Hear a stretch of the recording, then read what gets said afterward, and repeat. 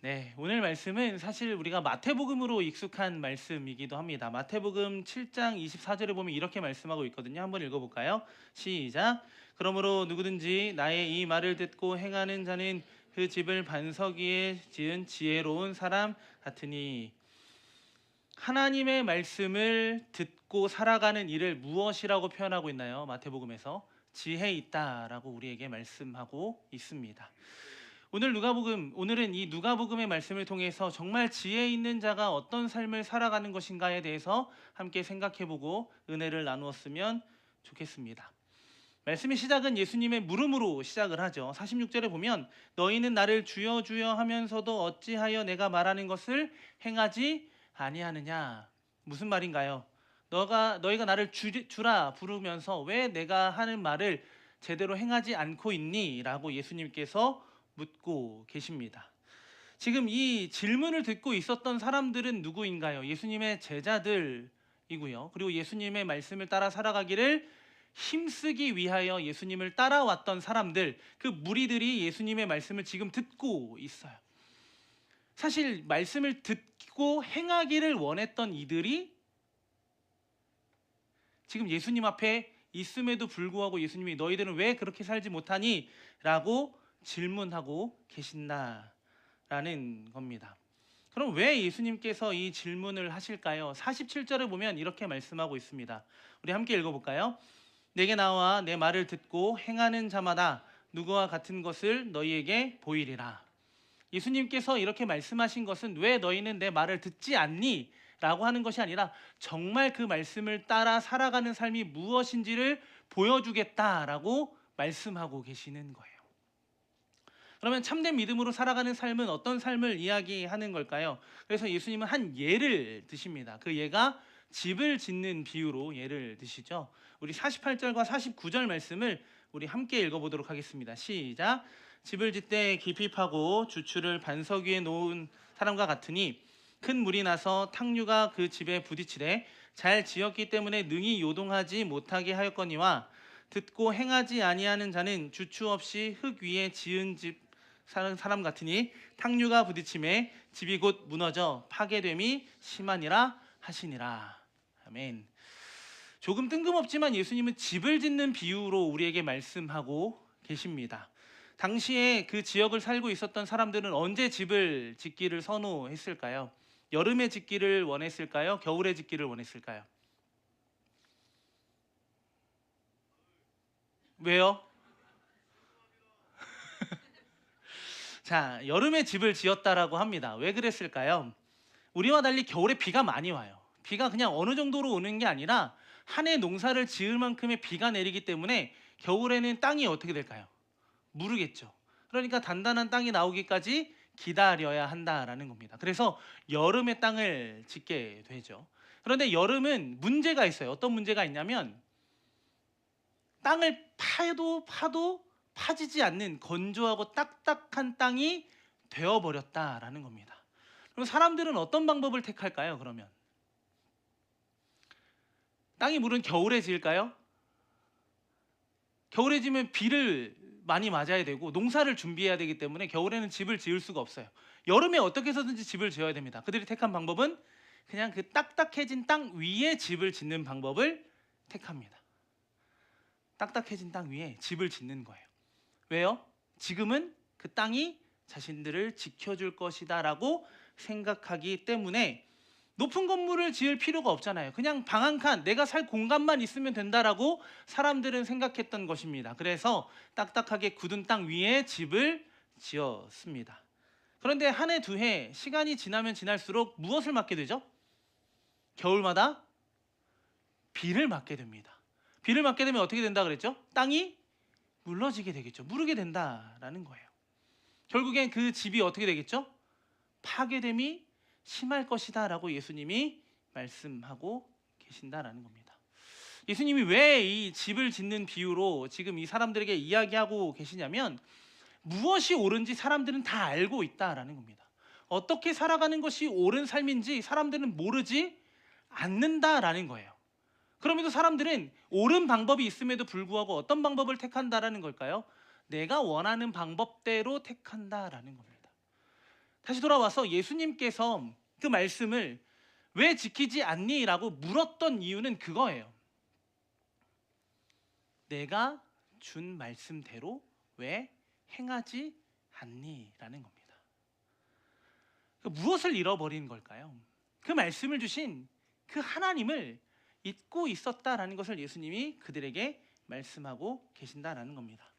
땅마다 다르겠지만 단단한 안반이 나올 때까지 파내려 가야만 그 반석 위에 집을 지어야 한다라는 것을 모르는 사람은 아무도 없었다라는 겁니다.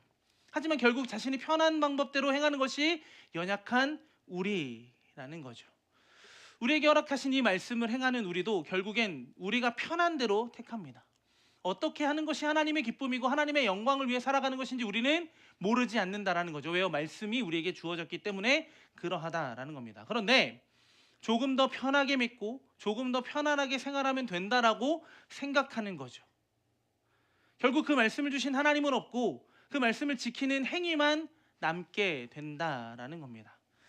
하나님 없이 말씀을 지키기 위해 힘썼던 이들은 결국 굳어지게 되고 굳어진 마음으로 하나님의 기쁨이 아닌 그들의 기쁨과 만족을 위해 살아가게 되어버렸다라는 겁니다. 그래서 예수님은 47절에서 말씀하고 계시듯 무엇을 행하는 것이 옳은지 다시 한번 보여주시겠다라고 우리에게 말씀하고 계신다라는 거죠. 그럼 정리해보면 마태복음에서 지혜 있다라고 말하는 이 지혜는 결국 누가복음에서는 무엇으로 표현하고 있냐면 미련함으로 우리에게 설명해주고 있다라는 겁니다. 그런데 지혜와 미련함 어울리는 말인가요? 지혜 있는 사람을 미련하다라고 표현은 하진 않잖아요, 우리가.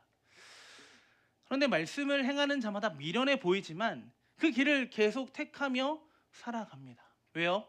반석 위에 집을 짓는 것이 옳다는 것을 알고 있기 때문에 그러하다라는 겁니다.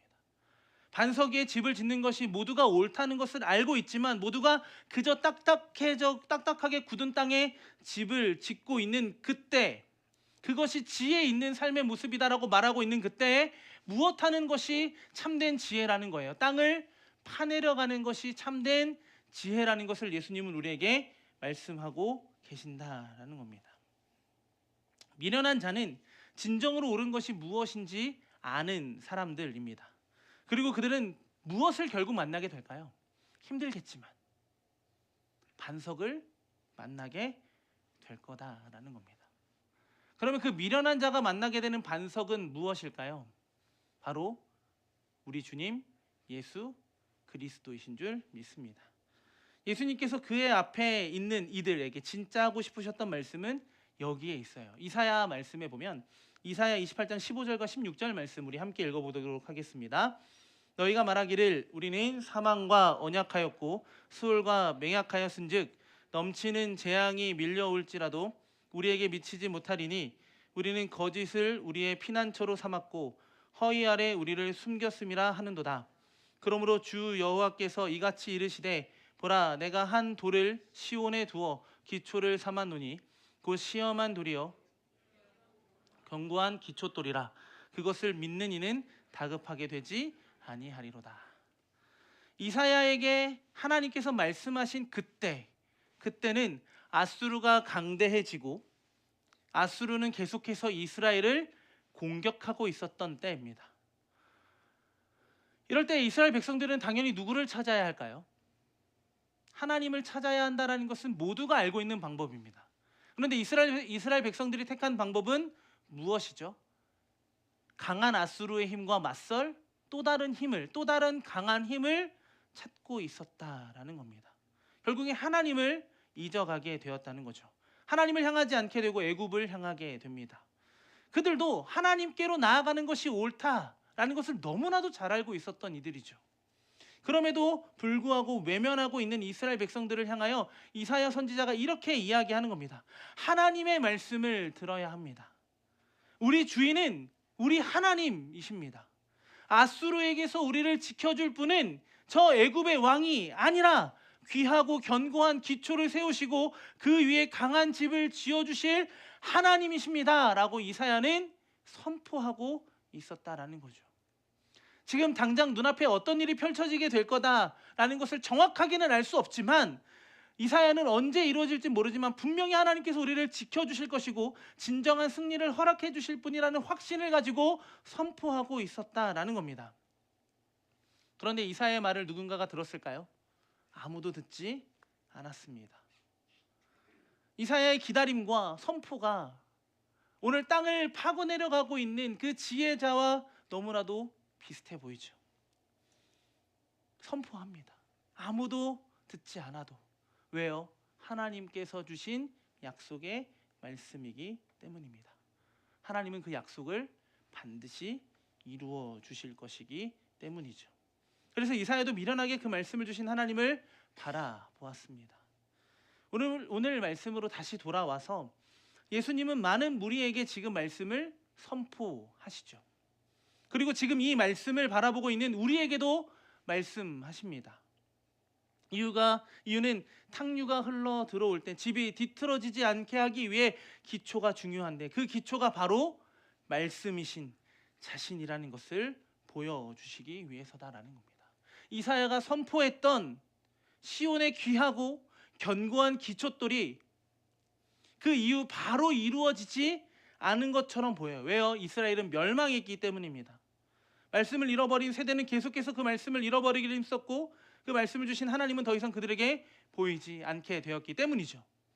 그런데 그 말씀을 이루고자 예수님께서 직접 이 땅에 오셨다라는 거죠.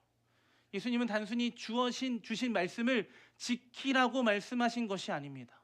그 말씀이 진리임을 증명하기 위하여 이 땅에 오셨고 지금 이 말씀을 많은 이들에게 선포하고 계셨다라는 거죠.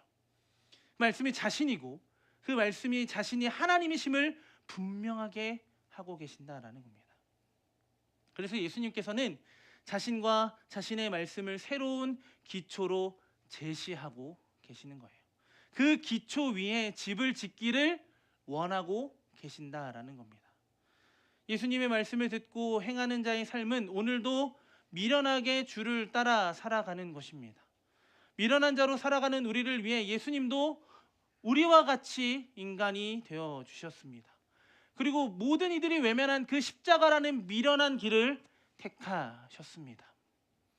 이미 인간의 몸을 입고 오셔서 미련한 삶을 시작하셨습니다. 그리고 그 삶에서도 예수님은 가난하고 눌리고 억압받는 이들과 함께 하셨습니다. 세상이 주목하지 않는 삶을 예수님은 사셨습니다. 이렇게 예수님께서 이 땅에 오셔서 하나님의 말씀에 온전한 순종을 이루실 때 환영하는 무리가 있었지만 그렇지 않은 무리들도 있었어요. 결국 환영했던 이들조차도 예수님의 미련한 선택에 모두 등을 돌려버렸습니다. 그럼에도 예수님은 미련한 선택을 하시죠. 왜일까요? 그 말씀을 행해 만나게 될 탕류에서도 그들을 지키시고 미련한 자가 되어 그 땅을 파며 기초돌을 구하는 이들에게 참된 기초가 되어주시기 위해서다라는 겁니다. 그 어떤 탕류가 흘러와도 흔들리지 않는 기초가 되어 살아가게 하시기 위하여 오셨고 그 삶을 행하셨습니다. 그 말씀을 듣고 행하는 이의 삶은 이렇게 미련한 예수님의 삶을 따라 살아가는 것입니다. 내 편의대로 선택하고 내 편의대로 말하고 나의 안정을 위하여 말씀을 행하며 살아가는 것이 아니라 모두가 외면한 예수님의 길을 걸어가는 것, 그것이 바로 말씀을 진정으로 행하며 살아가는 미련한 지혜자의 삶인 줄 믿습니다. 그렇게 세상에 미련한 자가 바로 하나님 나라에서는 지혜 있는 자인 줄 믿습니다. 세상이 우리에게 미련하다라고 말하는 믿음은 오늘도 모두가 집을 짓고 있는 가운데 땅을 파내려가는 우리들의 삶입니다. 이런 우리의 삶을 세상은 미련하다라고 말할 것입니다. 하지만 그 길을 가는 이는 반드시 살 것이고 그냥 사는 것이 아니라 영원히 살게 될 줄 믿습니다. 누가복음 17장 26절과 27절에 보면 이렇게 말씀하고 있습니다. 우리 함께 읽어볼까요? 시작. 노아의 때에 된 것과 같이 인자의 때에도 그러하리라. 노아가 방주에 들어가던 날까지 사람들이 먹고 마시고 장가들고 시집가더니 홍수가 나서 그들을 다 멸망시키셨으며.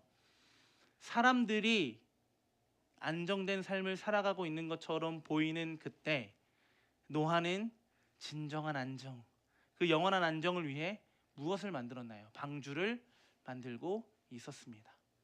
왜냐하면 거기에 하나님의 뜻이 있었고 그 삶을 하나님께서 허락하셨음을 믿었기 때문입니다. 노아의 때와 같이 우리가 살아가고 있는 지금도 사람들은 건조하고 딱딱하게 굳은 땅 위에 집을 짓고 만족하며 살아가고 있습니다. 그리고 그 삶을 지혜 있다라고 말할 것입니다.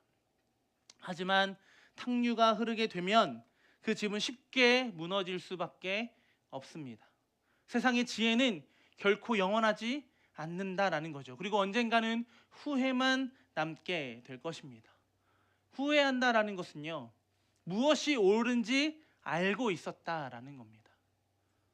하지만 그 삶이 어렵고 힘들기에 사람들은 더 편한 것을 찾아갑니다. 알면서도 하지 않는 그 어리석은 자의 삶을 살기보다 미련하더라도 해야 할 것들을 행하며 살아가는 그리스도의 지혜로, 하늘의 지혜로 살아가는 우리 모두가 되었으면 좋겠습니다. 땅을 파고 또 파는 수고로움이 우리의 삶이 더디고 늦어진다라고 생각할 수 있습니다. 그렇지만 자신의 모든 영광을 버리고 자신의 모든 능력을 버리고 취해야 되는 모든 것을 버리고 우리에게 오신 예수님을 바라보며 집을 짓기 전에 먼저 땅을 파는 수고를 아끼지 않는 우리가 되었으면 좋겠습니다. 그것을 위하여 예수님이 그 수고를 아끼지 않으셨던 것처럼요. 우리를 위해 스스로 미련한 자가 되기를 주저하지 않으셨던 예수님을 바라보면서 우리도 미련한 자가 되어서 그분을 따르는 우리가 되기를 소망합니다. 세상은 무언가 빨리 이루어지고 만들어내는 사람들을 지혜 있다라고 말할 것입니다. 하지만 오늘 말씀에서 예수님은 진짜 지혜는 이 땅에 오신 예수님을 그대로 바라보고 온전히 따르는 자의 삶이라는 것을 우리에게 말씀해주고 계십니다. 그렇게 미련한 예수님을 만나 미련한 자의 삶을 살아가는 우리는 결코 무너지지 않을 것입니다. 흔들릴 때는 있겠죠. 그런데 흔들릴 때마다 우리의 기초가 되시는, 우리에게 오시고 그 말씀하시는 예수 그리스도를 바라볼 때 그 흔들림 속에서도 우리는 더욱더 강건하여지고 더욱더 굳건해져가는 믿음으로 온전히 서가게 될 줄 믿습니다. 그가 하신 말씀이 삶이 되고 그가 다시 오시는 그날까지 준비하고 기다리고 순종하고 땅을 파내려갈 수 있는 우리가 되기를 소망합니다. 마침내 예수님께서 다시 오실 때 그 기초 위에, 우리가 파내려간 그 반석 위에 영원한 집을 지어주실 날을 기대하는 미련한 지혜로 이 세상을 살아가는 우리 모두가 되기를 예수님의 이름으로 간절히 소망합니다.